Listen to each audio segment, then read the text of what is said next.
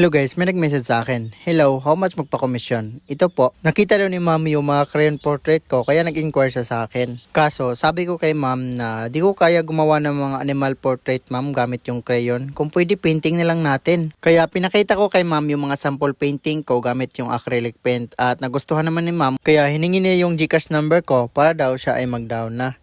Bale guys, pag may plano kayo magpa-commission sa akin, humingi ako ng half payment first, saka na yung full payment pag tapos na yung artwork or yung commission. Dati kasi guys, nung nagsisimula pa lang ako, tinatapos ko muna yung commission or yung portrait, saka ako humingi ng pambayad. Pero ang kadalasang nangyayari sa akin, di nila tinutuloy yung portrait. Kaya ngayon guys, humihingi na ako ng half payment first, saka ko sisimulan yung commission nila.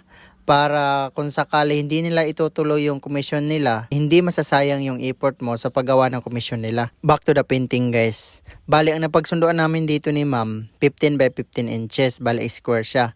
Kaso, nagkamali ako ng bili ng canvas. 12 by 18 yung nabili ko. Di pala ako yung bumili.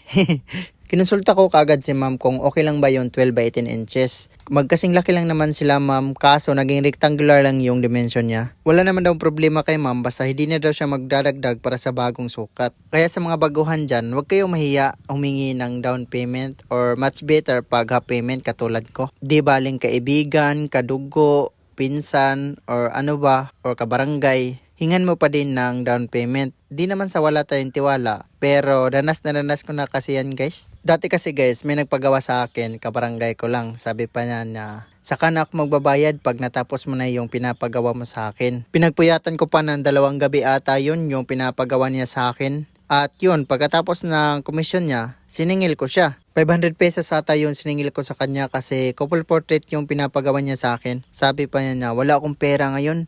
Pwede sa susunod na araw na lang.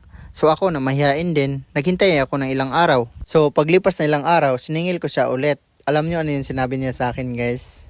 Nagastos ko yung sahod ko, 50 pesos na yung natira sa pera ko. Pwede bang 50 pesos na lang? So tinanggap ko na lang din kaysa wala akong matanggap ni piso, diba? Baka mapanood mo to. Shoutout pala sa'yo. Yung utang mo pala sa akin, ilike mo na lang dito.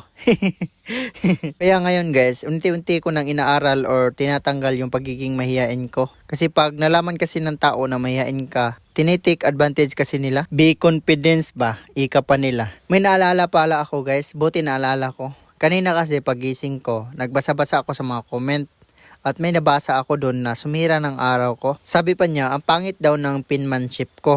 Yung tinutukoy niya guys ay yung perma ko mismo. Yung perma ko kasi, big letter ng mga pangalan ko, Jeric Abolok. Tapos yung perma ko mismo,